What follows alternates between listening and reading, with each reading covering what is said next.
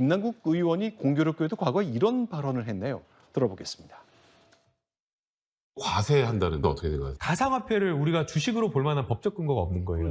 그러면 그냥 이거는 물건을 양도한 양도 차익으로 보는 거예요. 그러다 보니까 과세가 이렇게 세게 좀 되는 것 같더라고요. 그러니까요. 너무 이렇게 세게 과세하니까 그러한 어떤 감정적인 부분에 있어서 합리적인 그 국민들의 의견을 들어서 과세할 필요는 있지 않을까. 김남국 의원은 코인을 보유한 채로 과세 유예 법안을 발의해 이해 충돌을 넘어 국회의원의 입법권도 남용했습니다. 실명제 직전에 코인을 매도해 보유 사실을 감추려고까지 했습니다. 돈만 바라보는 자의 비행일 수는 있어도 국민 대표로서의 떳떳한 자세일 수는 없습니다. 네, 위원장님. 네, 오늘 김남국 의원께서 페이스북에 강하게 어필했는데 네 가지로 이야기를 하고 있어요. 네. 한동훈 검찰의 작품이다.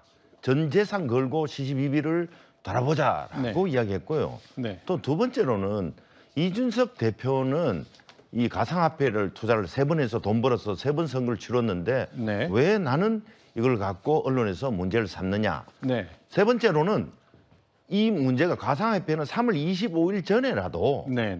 분명히 자금 출처, 거래 내역, 네. 그리고 어떻게 수익을 냈는지, 그리고 소유주는 누군지라고 서류를 다 내야 되었대요. 그래서 네. 아무 문제가 없는데 이렇게 하고 있다. 그래서 네 번째로는 이것이 검찰의 과잉수사하고 기획수사다. 흠집 내기 수사라고 이야기하고 있습니다. 또한 2021년 12월 기준으로 봐도 대한민국 558만 명이 네.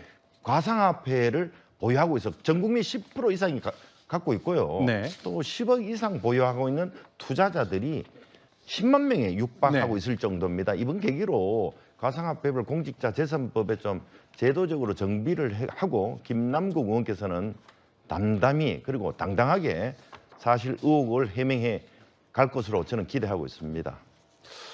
김남국 의원 본인이 오늘 이거는 한동훈의 작품이다. 그러니 그 정치적 저의가 문제이지 내 투자나 내 입법은 크게 문제가 없다. 난 다 걸고 설명하겠다 이렇게 설명했습니다. 그 정도로 당에서는 뭔가 문제가 심각하다고 보는 건가 보죠? 그렇습니다. 현재 그 현행법상으로는 법을 위반한 사실은 없습니다. 근데 네. 이제 다만 국민 정서상 우리 서민들 몇백만 원, 몇천만 원에도 이렇게 하는데 네. 이 금액이 사실 60억도 좀 부풀려지지 않았나 하는 생각마저 드는데 네. 그런 거에 대해서 조금 우려를 하는 거고 저는 아까 모두 말씀드렸다시피 김남국 의원이 의혹 해소를 담담히 해내실 거로 저는 생각하고 있습니다. 그럼 이제 한동훈 라인의 검찰의 작품이다 하는 이 생각은 뭐 어떻습니까? 이제 뭔가 외부에 공개될 수 없는 것들을 표면화시켜서 이걸로 김남국 의원을 좀 정조준한 듯한 인상을 당에서 받고 있는 겁니까? 뭐 오늘 모든 사람들이 이제 검사에 대해서 대통령께서 검사 출신이다 보니까 네네. 워낙 이 검사들이 여러모로 압박 수사하고 여러 가지 일들이 많이 벌어지고 있지 않습니까? 국민들이 네. 다 아는 사실이니까 그 당사자인 김남국 의원께서도 당연히 저렇게 한동훈 작품이다 이렇게 네. 말씀하시는 거겠죠. 네, 이번엔 다음 정치권 소식 조금만 더 살펴보겠습니다. 국민의힘도 사정은 상당히 간단치가 않습니다. 특히 태영호 최고위원 과연 징계를 할 것이냐 말 것이냐 다양한 일들이 있습니다. 자, 중징계가 불가피하다는 의견도 있고 무엇이 중징계의 대상인지 논란이 커지는데요. 관련된 얘기 지금부터 간단히 좀 정리해 보겠습니다.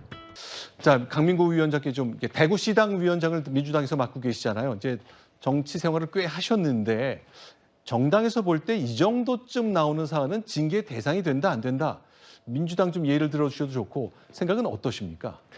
네, 먼저 이 녹취록이 왜 나왔을까? 네. 라는 생각을 해봤습니다. 네. 그러면은 그 보좌진들이 그 태영호 의원께서 북한 말투를 쓰면서 좀 속도가 빠르더라고요. 네. 그래서 말을 정확히 알아듣기 위해서 공식적으로 녹음을 했을 수도 있고 네. 아니면 두 번째가 이제 악의적으로 녹취를 했을 수가 있는데 하여튼 제가 봤을 때는 우리 속담이 있지 않습니까? 아니 네. 땡 굴뚝에 연기 나랴.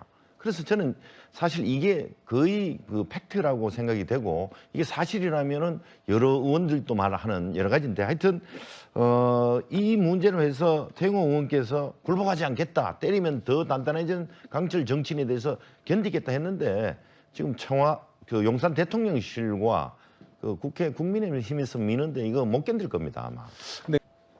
네, 기시다 일본 총리가 내일 방한합니다. 한일 정상회담이 열리는데요. 이제 이른바 셔틀 외교로 해서 1박 2일로 간단히 양국 정상이 오가는 정상회담이 예상됩니다. 그런데 여러 가지 의제가 있습니다만 그중에 일본 후쿠시마 원전 사고가 난 후에 생긴 그 방사능 오염수를 어떻게 처리하느냐도 중요한 테마 중에 하나가 될 것 같습니다. 이를 둘러싼 한반도 주변 지형과 관련된 얘기를 좀 나눠보겠습니다. 일본 정부에서는 네. 전혀 문제가 없다, 인체에 무해하다라고 하고 네. 이름도 오염수가 아니고 처리수라고 그래요. 네. 이걸 희석시키기 위해서. 네. 근데 그 국제환경단체인 그린피스에서도 네. 삼중수소 같은 경우는 이게 방사능 반감기인 네. 한 12년 정도 지나면 2분의 1 정도로 줄어드니 그때 방류를 좀 한번 하자 이런 이야기도 있고 우리 한국해양과학기술원 코인스트에서도 극미량의 세슘도 방류가 되면 네. 네.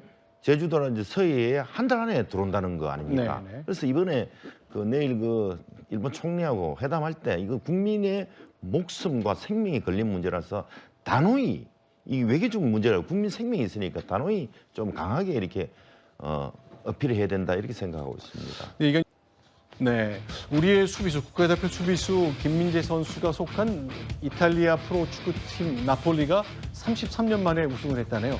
이탈리아 내부 리그의 우승팀이 정해진 거지만 우리의 국가대표 김민재 선수가 포함됐기 때문에 굉장히 눈길이 갑니다. 엄청나게 그 즐거운 소식이죠. 네. 그 유럽 빅 5대 리그가 영국, 독일, 스페인, 프랑스, 이태리지 않습니까? 네. 여기에서 33년 만에 우승을 했다니까 마라도나 이후에 89-90 시즌 이후에 세리에에서 우승을 해서 안 그래도 우리 민생으로 고물가로 힘든데 대한민국 국민들에게 힘을 줬습니다. 한 달 전에는 또 손흥민 선수가 네. 유럽 리그 EPL에서 아시아 선수 최초로 100골을 돌파했지 않습니까? 네. 저런 선수들 때문에 우리가 시름을 조금 더는 계기가 되었다 이렇게 생각합니다. 알겠습니다. 계속 응원합니다. 네.